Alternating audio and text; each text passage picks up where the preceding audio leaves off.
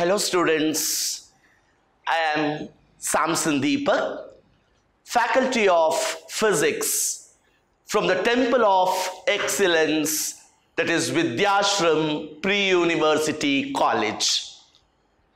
In my today's session, we will have an hawk eye view on the question paper pattern, the components of the question paper, blueprint and importance of the topics on second PUC physics prescribed by the PUE board, Government of Karnataka. My dear students, for any success in an examination, understanding the virtuality of the question paper and extending our thoughts is very, very important.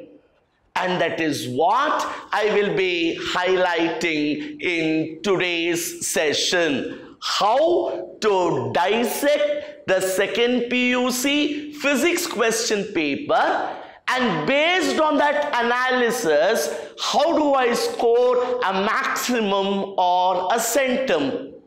And it also helps for people who feel a little niggle with second PUC physics. Physics, especially second PUC, in an examination hall has never disappointed a student. So now let us put in best of the efforts to understand and dissect our second PUC physics question paper.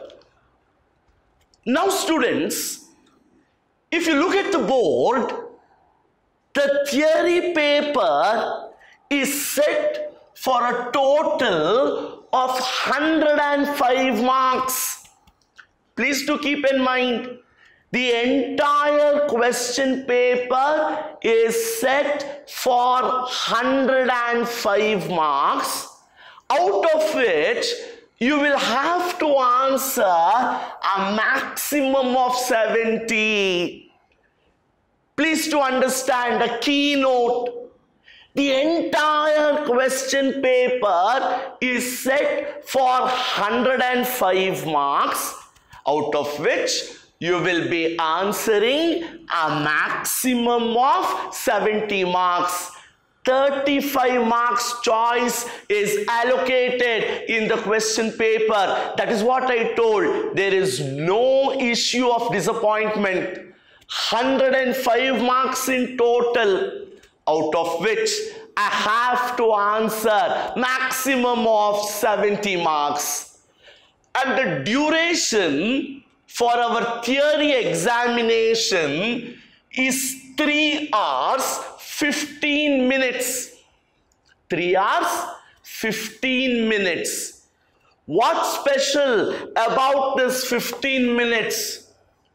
The first 15 minutes, only the question paper is given to you all so that you can analyze all 37 questions. Which are the questions of my confidence? Which are the questions of my potential? Which are the questions which can have a cakewalk? And sometimes, which are the questions I need a little bit of assistance from thinking? The first 15 minutes for me is to completely analyze the question paper, questions of my potential, questions of my choice, questions of my likes, sometimes questions that can actually ponder my brain. And the next 3 hours is to answer the paper with sufficient confidence. The second thing, physics is always assisted by practicals, experimental thinking. So you need to face the practical examination also. Dear students, the maximum marks allocated for the practical examination is 30. One experiment you have to perform, you will have to execute, you will have to get the result. and the duration of the practical examination is 2 hours. So this is the skeletal upprint, skeletal visualization of the second PUC examination.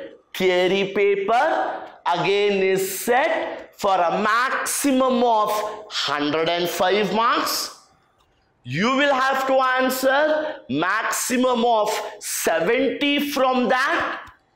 Duration 3 hours 15 minutes. 15 minutes for me to analyze the question paper.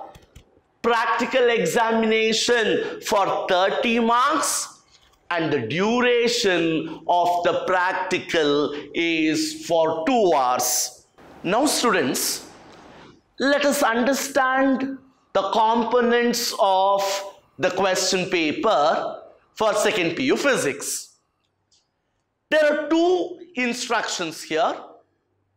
The first one, if you solve any question without writing the relevant diagram or circuit, will not be awarded any marks. You have to write the ray diagram, the constituent diagram, or the circuit diagram in relevance to the answer. And any numerical problem solved without writing the formulae will never be given marks. So please keep in mind, diagram, circuit and formulae to answer relevant questions have to be considered. Now coming to the part A of the question paper, the first main says, answer all the following questions.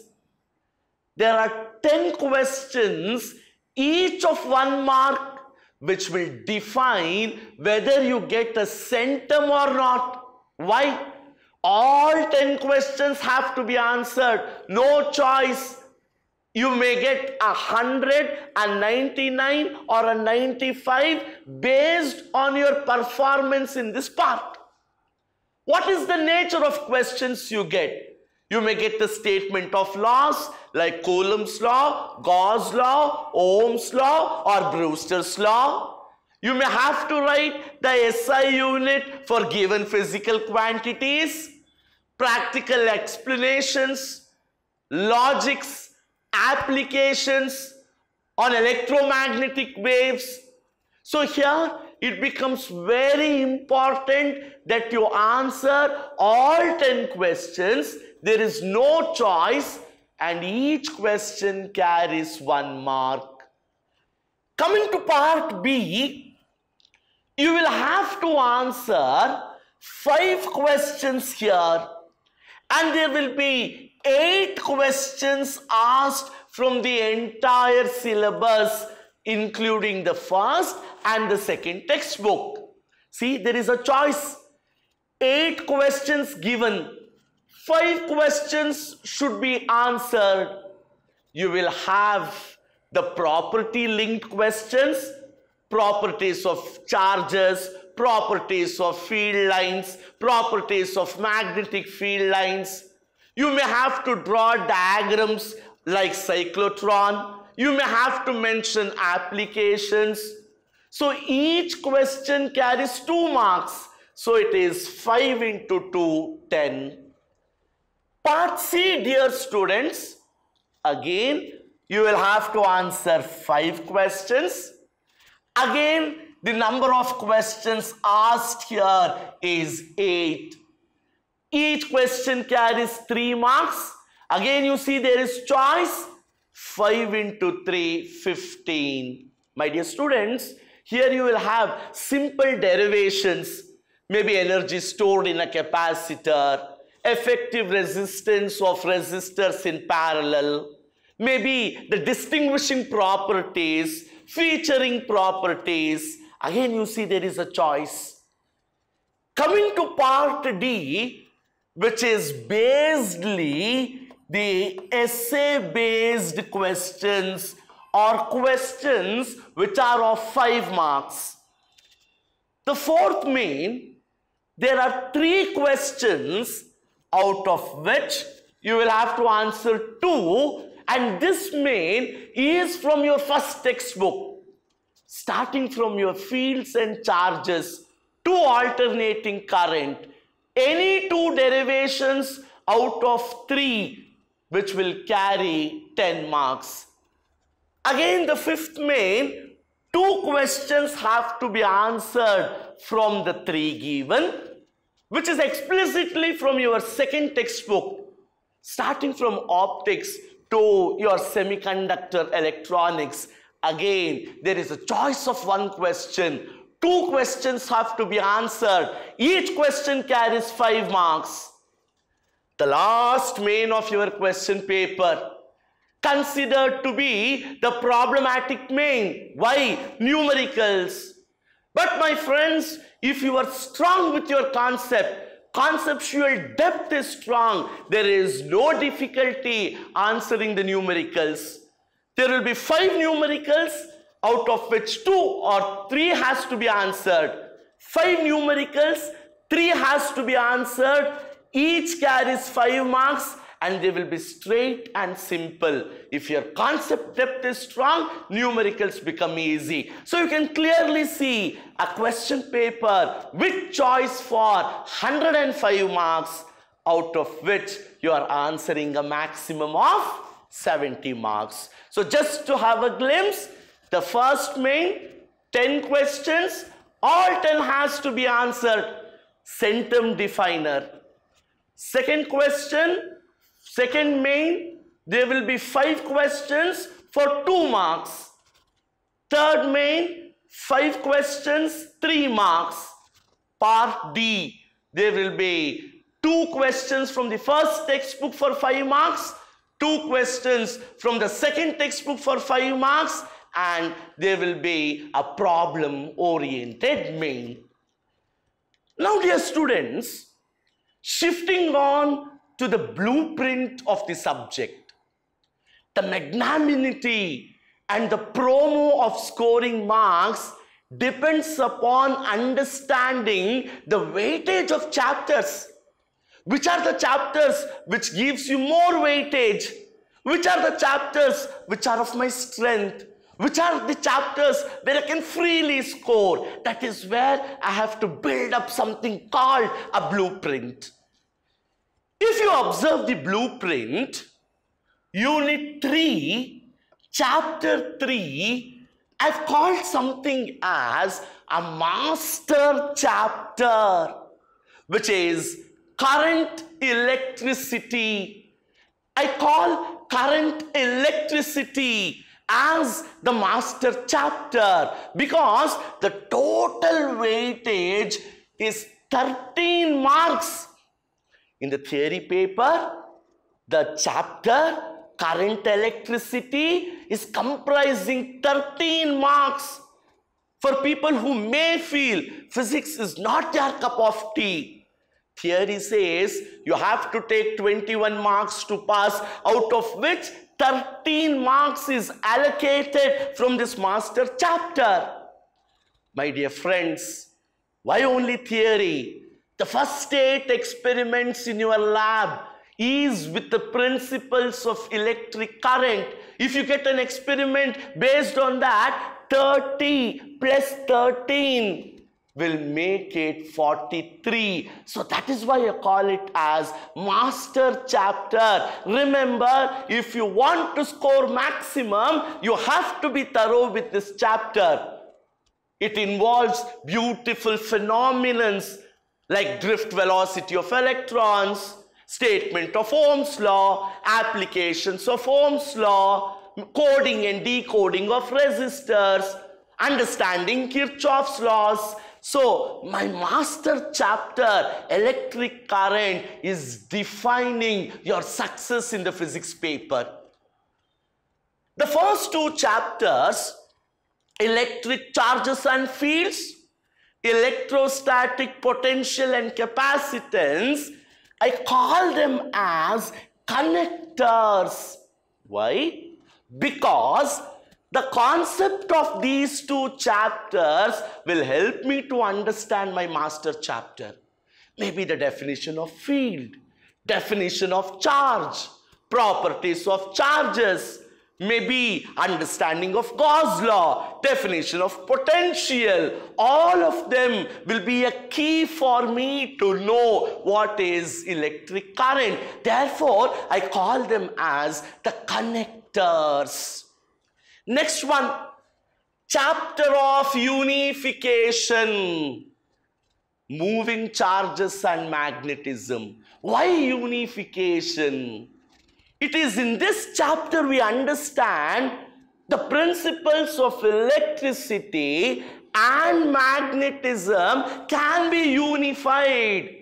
We here understand that electricity is not a different unit, magnetism is not a different entity. They can be unified, leading to a new branch called electromagnetism. Hence, importance on moving charges and magnetism. Then, magnetism and matter. I say it is a philosophy that links with the understanding of magnetic materials. Somewhere if you have studied diamagnetic, paramagnetic, ferromagnetic materials and associated concepts. Electromagnetic induction, alternating current, key to centum, maximum of 8 marks. Why do I say key to centum? This is one chapter which makes you think and work. Alternating current, very beautiful. You understand phasor diagrams. You understand relation between voltage and current, LCR circuits, resonance phenomena. Slightly, they will push you to a situation where you start thinking practically. But do know, if my electromagnetic induction is not strong, AC becomes difficult. So, this can be treated as a single chapter, understanding alternating current through electromagnetic induction. We have electromagnetic waves present. The world is looking for it. What is the wave? How is it associated with electric and magnetic phenomena? And then we understand our electromagnetic radiations, maybe the UV, the IR, the X-rays, their practical applications we study in electromagnetic waves. Coming to the second textbook, what is the beauty of nature around us? I can just explain the beauty when I see it. And what makes that? What causes the sensation of vision? It is light. And understanding light is what I understand in optics. Maybe understanding my own eyes, understanding the optical instruments, optical phenomena. That is what I study in this chapter, optics, specially called geometrical optics. Now, we also consider wave optics. What is light when it is treated to be a wave? What are its properties when you consider it to be a wave? That is what beautifully explains interference, diffraction, polarization through my wave optics. Then coming to the particle phenomena, dual nature of matter and radiation, double behavior of radiations and matter, beautifully explaining photoelectric effect as done by Einstein, existence of matter waves as done by the De Broglie. So dual nature, double phenomena, either it be light, radiations or matter. Then we give you a Cadbury's. All of us love Cadbury's. Gift to someone whom you love. Physics teachers do that to you through a very, very simple chapter called atoms. The very advantage of this chapter is its problems. Simple, if you are thoroughly worked out problems from this chapter, you can never miss out a 5 marker. Then nuclei. Finally, we end up with semiconductor electronics. So you can see the entire weightage is for 105 marks and the number of teaching hours is 120. So I say, if you need to excel, if you need to pass, if you need to gauge your second PUC physics, it has to be the master chapter, which is called as the electric current chapter. Now students, I have given you the analysis of second PUC physics question paper. I have dissected the paper. I have shown you how you can score a centum. I have shown you how you can get a first class or get through the examination. Follow that. Put your efforts. There is nothing which can disappoint you when it comes to physics. As Einstein says, you cannot solve a problem which you have created by the same thinking when you used to create it. You need to have an imaginary obligation. You need to think, students. Never solve a problem having an idea of how you foresee it. Put in your efforts. Students, your efforts will always lead to success. Nature and success never have substitutes. You will have to have hard work. You will have to have a successful academic year. Thank you.